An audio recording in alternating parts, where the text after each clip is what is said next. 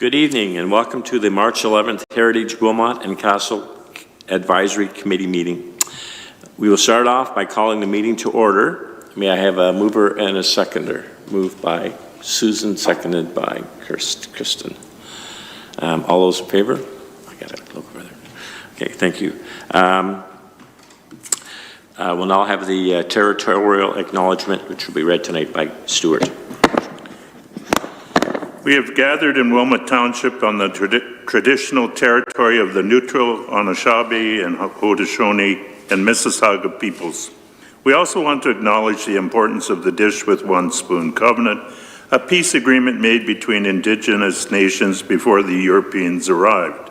It characterizes our collective responsibility to each other and Mother Earth. We should take only what we need, leave enough for others, and keep the dish clean. By acknowledging this covenant and the First Nations, Métis, and Inuit people, we are reminded of our important connection to this land where we live, learn, and work together as a community.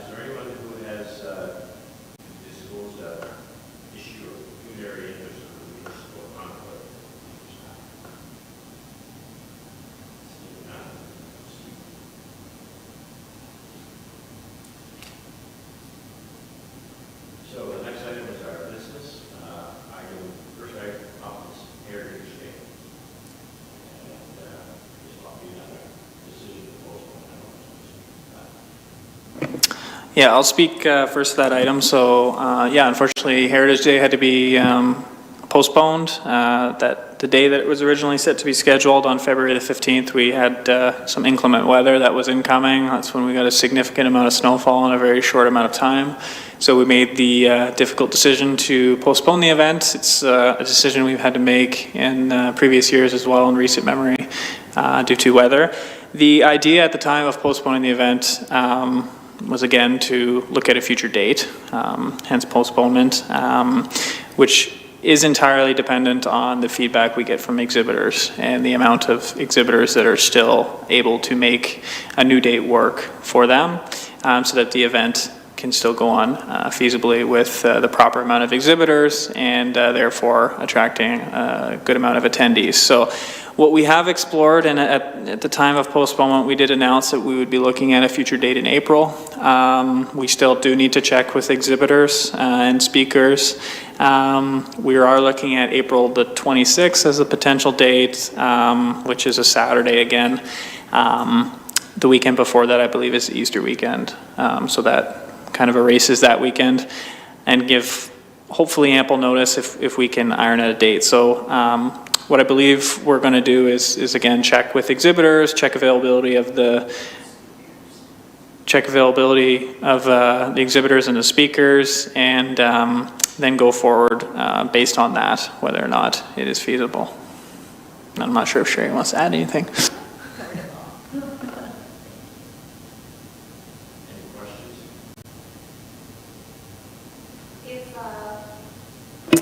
If the date of April 26th is not feasible, will another date be proposed, or will it just be canceled for 2024, or?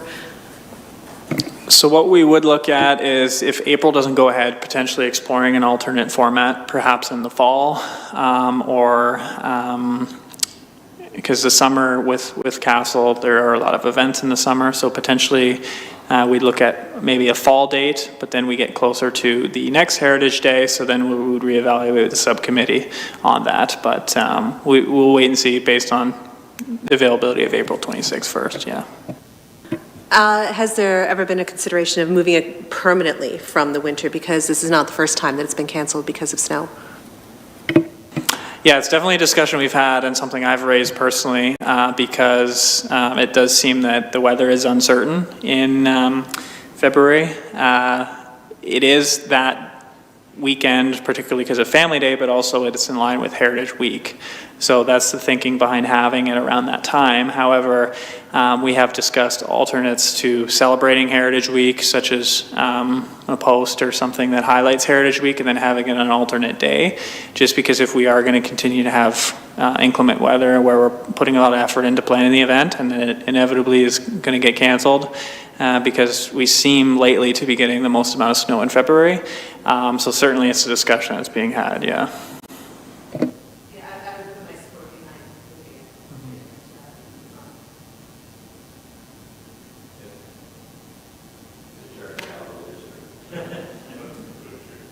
There we go. If the chair can add a little history. This is the second time since 1988 that we've had to change it because of the weather. It's happened to have been twice in the last 5 years, I think. So, yeah, and it was traditionally in line with Heritage Week. That's why we chose it. And at one time, Heritage Week was a much bigger deal than it is now, and there were a lot of different activities going on around the region. Right now, we are the only game in town left. No, there are no other heritage events that I'm aware of at that time of the year. So, just some history. You know, it is Canada, and we do get winter, but we have been pretty lucky with the weather. So, hopefully, April 26th is feasible. Stuart? Yeah, I'll add my 2 cents. I think winter is winter in Ontario, and you roll the dice about the possibility of weather canceling. I think if we were living on the shores of Lake Huron, up on 21 High, we might have a reason to think a little differently. But I think if there's alignment, we've had good attendance on Family Day weekend. I would hate to see us not celebrate the 175th and the emphasis on families. I think that would be a great loss to our township. So I would like to see it go forward, and that would, I guess, my 2 cents on the issue. I do know some of the organizations had put a lot of work into a display for the event, because one of them had been in touch with me about certain things. So I'm sure if they have, the people that have put that work in will want to do something with it. So we'll have to see what the response is. One group did ask me why we hadn't picked a date yet. So you might want to communicate that tomorrow. Yes, that was our plan, to discuss it tonight at the committee and then get in touch with everyone tomorrow. We just had trouble finding a date between what was available at the New Dundee Community Centre and then Easter falling in there as well. So we were left with the date of the 26th. Any other questions or comments? Okay, then I guess, do we want to take a vote on that, or do we need to take a vote on that? Probably. If you'd like a motion that be the tentative date, Okay. then we need a mover and a Is second. somebody prepared to move that we have the 26th as our tentative? Stuart, seconder. Susan? All those in favor? That's carried. Thank you. Next item is the Bridge Committee. I'll ask Karen to speak to that. Yes, thank you. This is just looking at reviving previous subcommittee from the previous term of this committee. So it's looking at the bridges of Wilmot Township, and I know there is some existing interest already, but really what the intent is for the subcommittee would to be conducting research on all the bridges in Wilmot Township, and then with one of the end goals of potentially hosting a webpage on the township website, which would showcase history of the various bridges and kind of consolidating that in an easily readable format on our website. So just looking if there's any interest in members here tonight who would like to be part of that committee.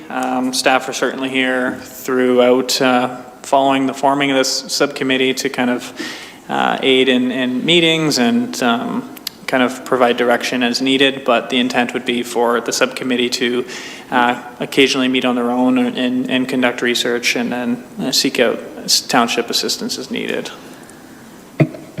Stuart? Yes, through you, Chair. I guess two things. I am interested in that subcommittee, but as well, can we bring in people on a subcommittee external to the Heritage Committee?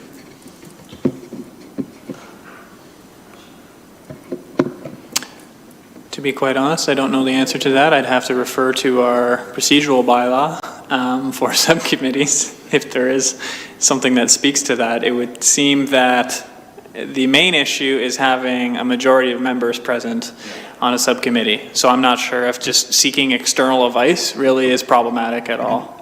But I just, through you, Chair, I'm looking at the challenge we're going to have with committees is if we are our merry little band, we may be constrained on how many different subcommittees we can have realistically. And so I guess, how do we work around that? Is there interest in specific subcommittees, yet not the commitment to sit on the Heritage Committee as a member? And so I guess that's kind of what I'm trying to explore. So I would look for information back on that. Just maybe there isn't that type of unicorn out there, but I'm interested in seeing if there is interest in it.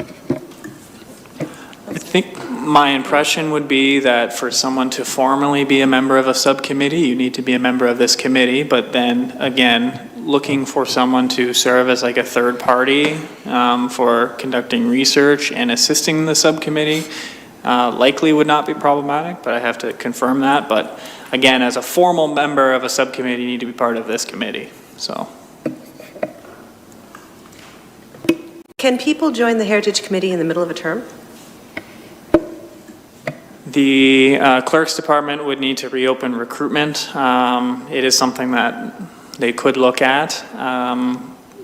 Basically, yeah, we did have a few members that dropped out following the start of this committee term. So ultimately, if the functioning of this committee is not pretty much what it could be, then we would look at maybe recruiting new members, or perhaps going down to 6 members is more optimal for certain things, but also to Councillor Cressman's point about basically a 6-person committee then trying to split and do various subcommittees can also be difficult too, right? So there's a few ways to look at it.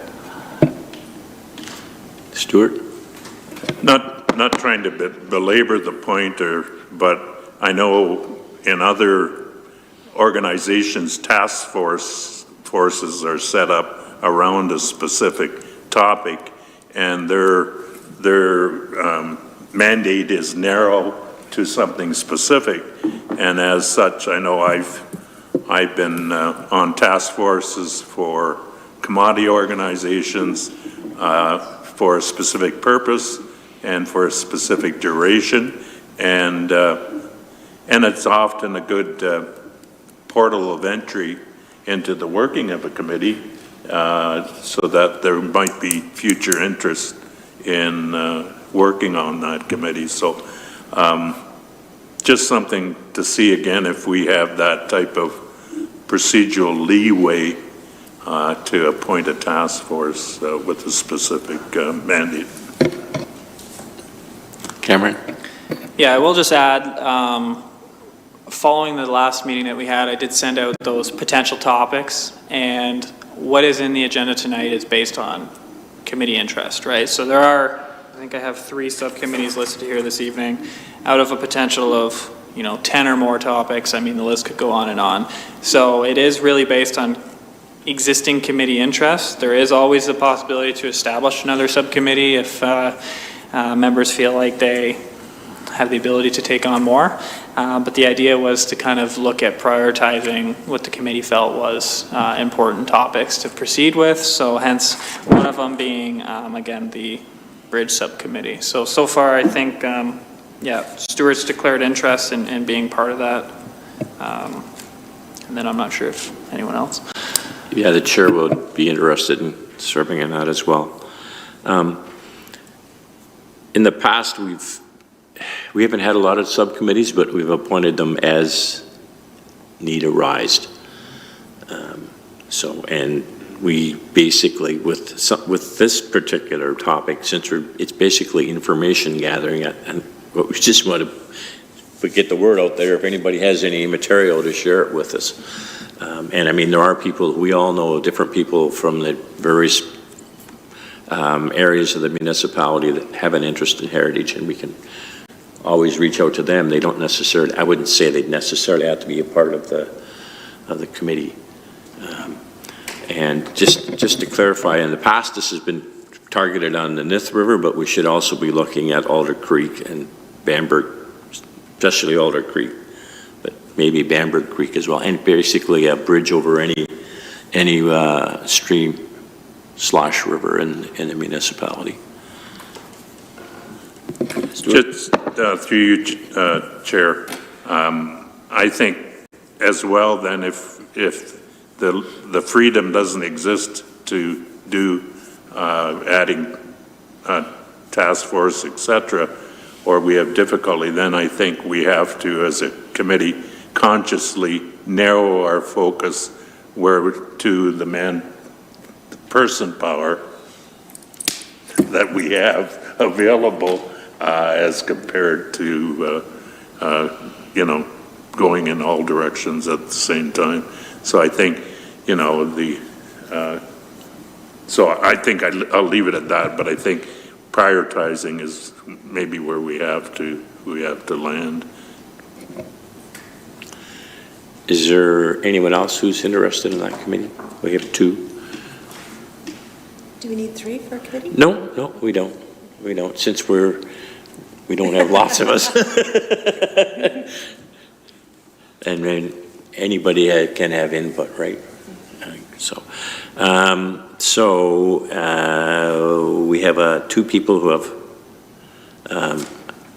put their name forward. So I guess we'll take a motion and a mover and a seconder to appoint that subcommittee. Moved by Matt, seconded by Kristen. All those in favor? Thank you, that's carried. Next, we have the Property Heritage Designation Subcommittee. This is an important one.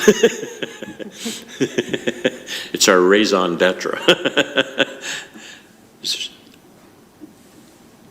Cameron, you want to speak to that? Yes, thank you. So this is also sort of reviving a former committee, and as well as looking at exploring potential properties for heritage designation. So it's been alluded to before, and for those watching or on the committee that aren't aware, there is what's called a non-designated list. So properties have been identified. I believe there's 109 properties on that non-designated list. Due to some provincial changes, that list is essentially going to cease to exist as of January 1st, 2027. So there are both designated properties and there's non-designated properties. So those properties have been identified as having heritage value, and if someone were to move to demolish them, council has, I believe, 60 days to move to designate the property or try and seek alternatives other than demolition. And so really what the purpose of this subcommittee would be is identifying properties that we could pursue designation of. Before, in the previous subcommittee, we did identify a top 10 priority list of properties on the non-designated list or other, where the committee members would reach out to those property owners and see if they were willing in designating the properties. What we have consistently said is focus should be given to properties that are potentially at imminent risk of demolition or modification, or where there's a willing property owner would be open to designating the property. growing the non-designated list at this time would have some unintended consequences of basically the ability of not being able to re-add them once these legislative changes occur. There is a time frame for where if you add it and don't move to designate the property, that essentially it can't be re-added for a period of a few years. So really the intent is to kind of go through that list and potentially maybe properties that aren't on that non-designated list and look to seek designating them. There is funding available through the township, this committee for the costs of pursuing designation. But in terms of like external grants, unfortunately, a lot of those now are few and far between. However, there are a few where people, if they do have designated property, can apply for funding opportunities. So there is that door that opens up to them. But I'm not sure if Sherry wants to add anything to that or not, or if I've summarized it okay. I'll put my hand up for that committee.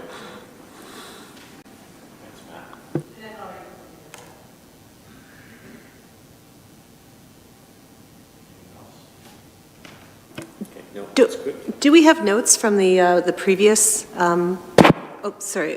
previous committee about this? Like, do we have any kind of information that we can pick up and move forward with? So basically they moved through the top 10 list and there was no interest. So the thought after that was to move beyond the top 10 list. They never, to my knowledge, there were a few meetings, but basically there was never a top 20 list that was determined by this committee. So there isn't like a set direction that was being taken. It was kind of in the middle of, they were in the middle of working on things to a degree. So to answer your question, I would provide you with a lot of the non-designated list information, and it to an extent might be a bit of a blank slate. I think Al was not on that committee, I was mistaken. But yeah, we provide you with all the information, the context, and certainly we're here to help with reaching out to them if you need contacts or anything like that. But the non-designated list, which is a very thorough document, obviously contains a lot of information on the historical information of the property and why it's of interest. And then so that information was used to help refine that top 10 list and determine what the whole committee at the time felt to be important. And that list is available to us. Yep. Yes, it's on our website, and I can send it as well. And is the criteria available as well? Yeah, that's a good question. So for the criteria for determining that top 10 list, we do have that available. Yes, there was essentially like a ranking system, and then everyone went through and scored the properties, and then everyone sent their top 10 list in, and then we used that to refine it to what the committee felt was the top 10 list at that time as well. There's also the criteria that we used to put them on the list originally too, which you would be interested in looking at. It's pretty detailed. Our list is very extensive. It's probably one of the better lists that you'll find anywhere, not just for a small rural municipality. A lot of work was put into it, especially by some of the former members. I'm sure we could probably twist Nick's arm and you could have a sit down with Nick and kind of pick his brain. He can tell you what about who he spoke with. I'm sorry, what's Nick's last name again? Bogart. Yeah, he lives on Peel Street. Any other comments or questions? Okay, we'll take a motion to appoint the Heritage Designation Subcommittee. Chair. Yes, sir. Just a question, since I wasn't in this process from the get-go last year, was appointed midterm when Councillor Martin switched ships, required him to join the Canada Day Committee. In terms of the top 10 list, do we have any definitive answer from the top 10 owners about their willingness to designate? So I guess I would see that as our highest priority, to know that that information is captured and those individuals have been approached, because I think I think anything we do on the undesignated, whatever the proper terminology is, we put ourselves in harm's way if, you know, if the legislation gets passed and then there's, what, 5-year wait period or something before you can put it back on. Yeah, Nick did reach out to property owners on the top 10 list and said that he didn't have any success. So usually as a standing item, we bring updates every meeting, and we have a meeting, we'll ask for an update from the subcommittee just to check in where you're at, if you need any assistance. And the most recent update is that any property owners on the top 10 list weren't interested.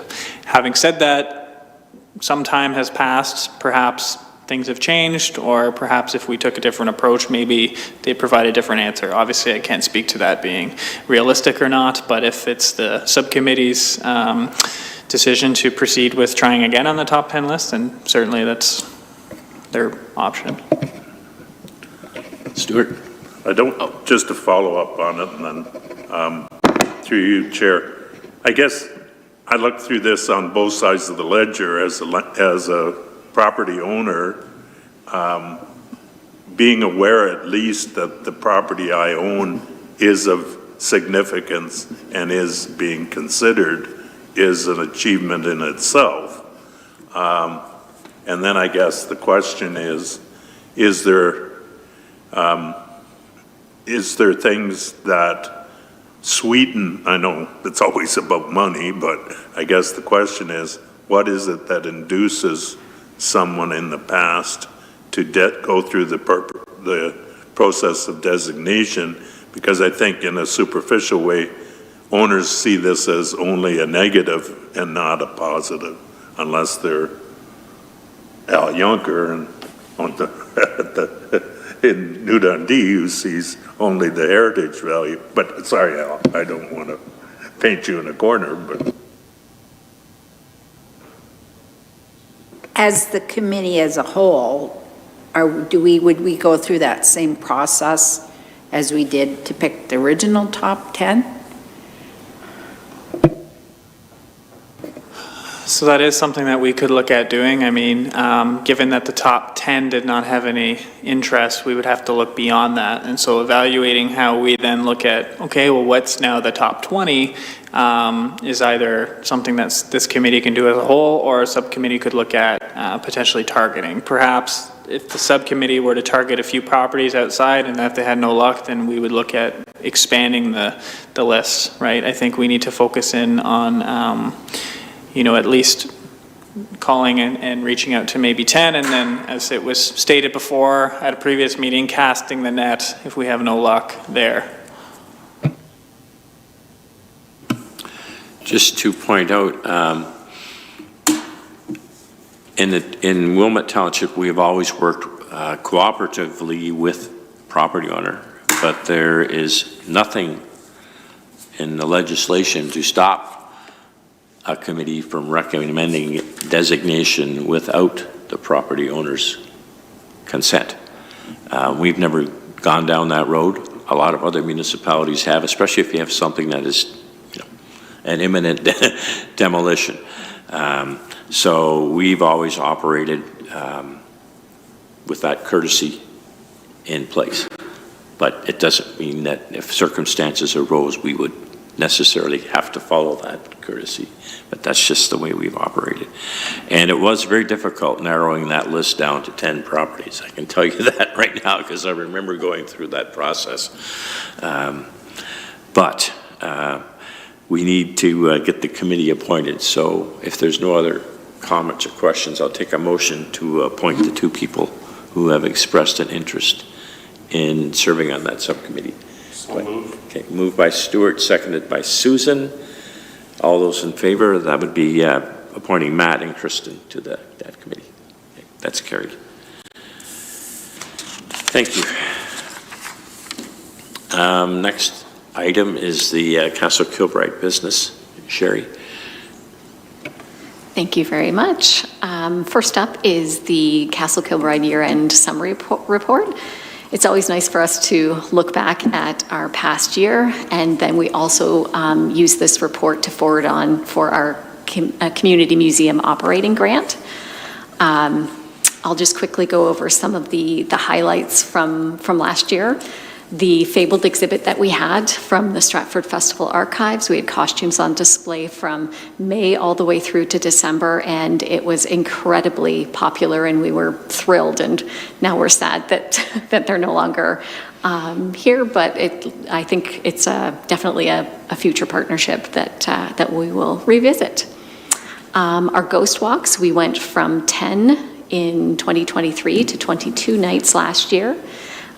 This year, because we had to cancel the one in February, we're down to 20 for this coming year. We hosted our first juried art show in partnership with the Central Ontario Art Association, and they're coming back again this year. And then next year, we have another group that is interested in doing a juried art show here, so it's nice to transform into a gallery for a month out of the year. And actually, I should mention too, we are talking with the high school to have a student show in either May or June. So that would be, the students would pick out their favorite pieces of art, and then we would display them. Our summer concerts last year, we had 10 evenings, and last year was fantastic because we did not have to cancel any. The previous year, I think we had lost 3 evenings and couldn't reschedule those. Our teen tours are always popular. We'll be offering those again this year. We did 10 last year, and we're doing 10 again this year. That's the plan for now, but if we do get more interest, then we have the possibility of expanding those. Christmas at Kilbride is always a busy time of year. Last year, we were also included in a mystery travel program, which had at least 1,100 patrons coming through, identifying that they were with that specific program.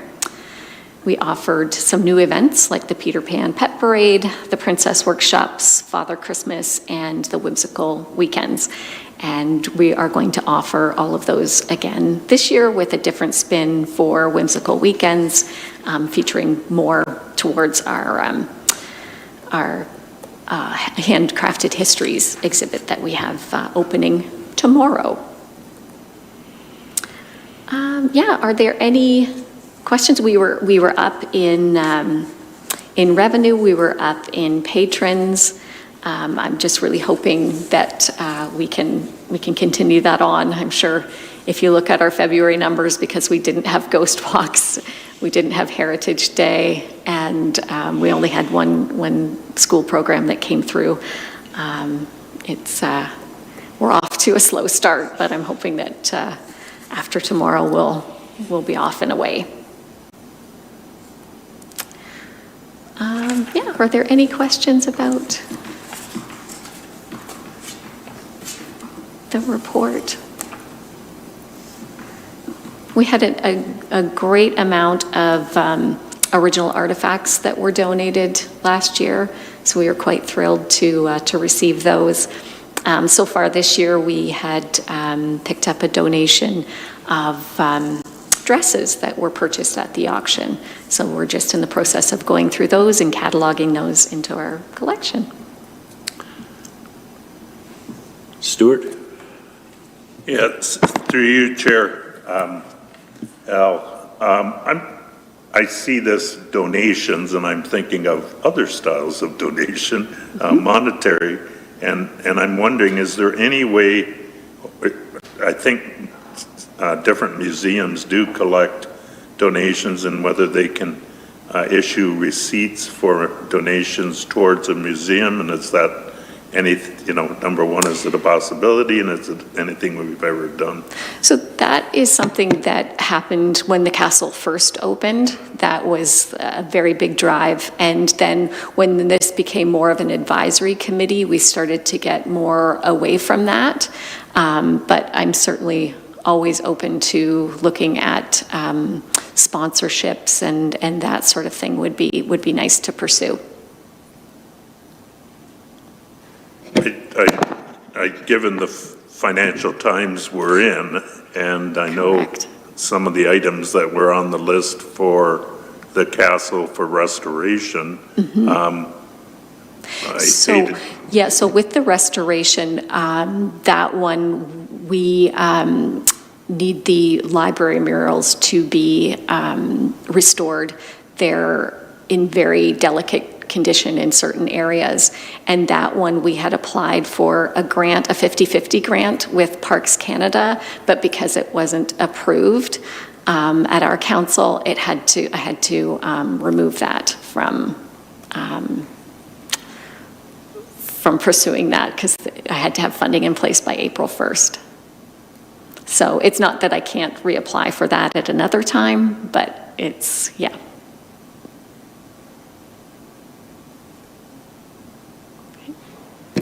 I think, through you, Chair, I think it would be helpful for council to be, I would take that information forward in future, whatever future year, so that we have that, and that decision made by council is fully informed with what's hanging in the balance. So I agree.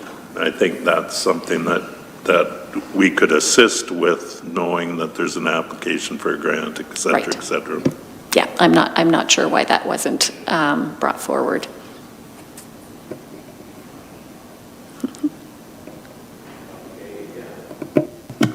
If there's no more questions, we'll take a motion to approve the year-end summary report. I need a mover and seconder for that. Moved by Stuart, seconded by Kristen. All those in favor? Carried. I guess, did you sort of give 6.2 as well? At the I same time? blended it all together. All right, we'll take a second motion then, since we have two separate motions, to accept the activities update. Moved by Susan, seconded by Matt. All those in favor? Okay, thank you. Next, we have the 150th Anniversary Subcommittee. Yes, so in 2027, it marks the 150th of the building of Castle Kilbride. And so we're looking for our subcommittee to gather ideas so that we know for the budget going into that year what we will be requesting. So it could look like a number of different things. It could be one celebration. It could be things that we do throughout the year. We do have the time capsule that needs to be opened as well. And yeah, so the subcommittee would help with the planning of that.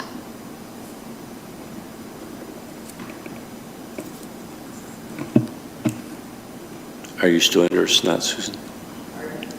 You had told me that you were interested in that subcommittee. Okay, and I think Colleen is as well, right? So we have two names. Is there anyone else? If there's no one else, I would throw my hat in there too, since I was around at the beginning of all this. Yeah, some days it feels more than that, especially my knees. Yeah, I'm aging well. It must be that. Just cutting teeth that day, right? Yeah. Okay, so we'll take a motion to appoint Susan and Colleen and myself to that subcommittee. So moved. Moved by Stuart, seconded by Matt. All those in favor? That's carried. So the next item is announcements and information sharing and possible items that people may want to see brought up at the next meetings. That's sort of a catch-all. I do know that I think the Waterloo Historical Society has a meeting this Saturday afternoon. And I'm trying to remember, I'm drawing a blank as to what the presentation is about. But that's on this coming Saturday afternoon. And they will be hopefully participating in our event on April 29th. Rich Mills did promise to plug in for us for the last day, and after we postponed the event, I immediately sent him an email, and he was able to get it out of his column so that it was not actually in the paper the day of. So once we have a date, hopefully and he did do back-to-back columns on Wilmot Township, and I was able to help him with the one. So hopefully Rich can help us out a bit again. He's always been a good friend to this committee. That's all I have for announcements. Does anybody else has anything? Stuart? Through you, Chair Al, I read with interest some of the suggestions by City of Kitchener, I believe, of designation of some of the homes. One, I think, was in the paper, the suggestion of one along Huron Road. I would call it the old, it's owned by the Salons family, just west of Trusta Road, and then around the corner on the Kitchener side, there's a house and a barn that are both suggested as potential for designation. And so I guess what I was thinking about is, do they have an active heritage committee? Is it something that, you know, I hate reinventing the wheel. Is there things we could learn from an active committee? And, you know, so I'm asking the question out of ignorance, which I tend to do from time to time, just so I can learn. So I'm just asking this question as that I know at one time Jane, what was her name, Hollaboom? Or She still is. is she still? She was a real go-getter on heritage designation. Jean Halboom. Jean Halboom. I think she's the current chair of Heritage Kitchener. Kitchener has always been very active because, and so has Cambridge. Both those municipalities have had a heritage planner on their staff, I'd say for well over 25 years. And so they've been very active. And I know, I've been noting too, the city of Kitchener has really taken it to task to try and get as many places off their list designated. So they've been designating fairly consistently, and I think Cambridge has to some extent too. I only go by what I see, the notices that are in the record.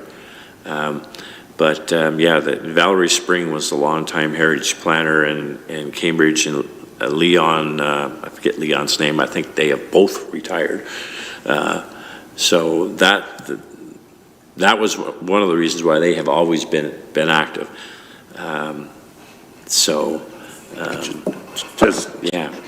Just as a follow-up, I guess more as a tactic, and I'm not saying this is something we should adopt, but I was wondering, is that a method of raising the profile of that building or whatever, so the broader public understands its heritage value, and there's more voices that would be associated with the potential of it being saved at some point in the future. So I'm thinking there might be more than one way to achieve our purpose, and I just see that this is maybe a very proactive or active, whatever terminology you like, approach to do it, is get the information out there in public as saying we're interested in this. I think you got to be careful that you don't put too much information or too many things out there.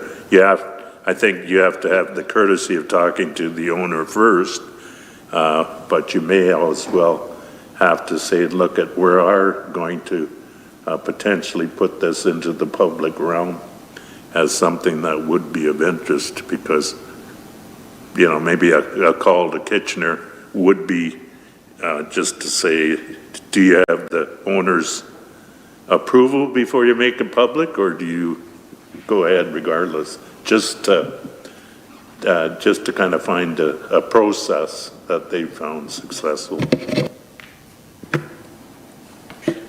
I'm wondering if, to that, since we are postponing the Heritage Day, if we could potentially find a way of having a display or a table or just a bit of information to say, do you have a heritage property? Would you be interested in designating it? Just because we have so many people coming into that who are already interested. Maybe we can capture them. Perhaps, too, we could have a display of the properties that we have designated as well. Yeah, I believe there actually is a display that's, that Heritage Wilmot has used in years past that, explain what the benefits are to it, why you would want to designate, and that sort of thing. I belong to Heritage St. Mary's in my home life, and over the past 3 years, we've actually designated 3 homes, and we started off with a priority list as well, and no one was interested on that list, and it was just by putting the word out there, and then homeowners started to approach our committee, and it wasn't necessarily the ones that we thought would be pressed through, but it turned out to be just wonderful to have them. The owners want to designate. Al, do you know when you talked about Kitchener and Cambridge doing a lot of designations, are they asking or are they doing? Do you have any view? I don't know. I'm just going by what I see in the paper, in the record. So perhaps, are you, Cameron, do you have contact with the Heritage Planner at all in Kitchener, or?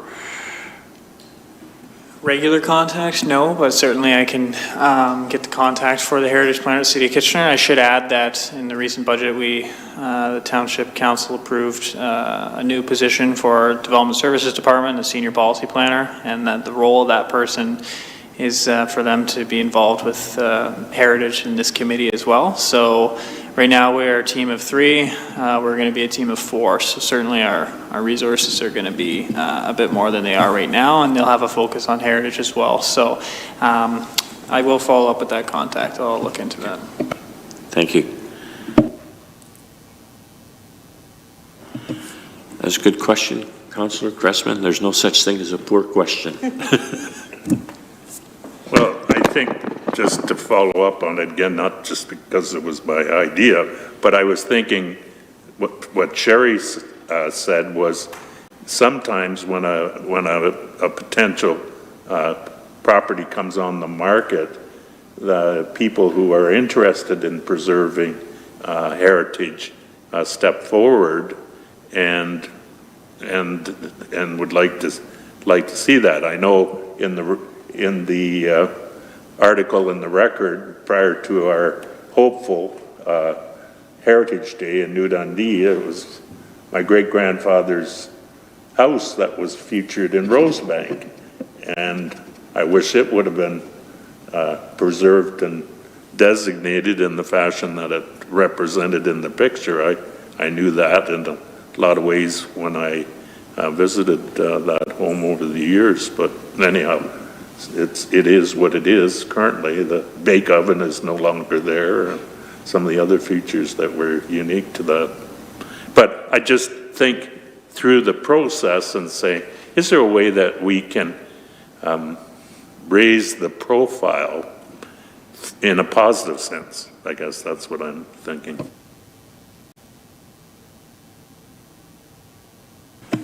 Any other announcements or comments? Or seeing none, our next meeting is scheduled for April the 8th at 7, and then we'll know by then whether we're, well, I guess we'll know beforehand if once Sherry hears back from some of the people. There may be some other people that may be interested now that weren't before as well. So I guess once we get a feeling for the groups that were coming, we should get the word out there, and maybe we can attract some additional interest as well. So I'll call for a motion to adjourn. Moved by Stuart, seconded by Matt. All those in favor of going home to going to the hockey game? That's carried. Thanks, everybody.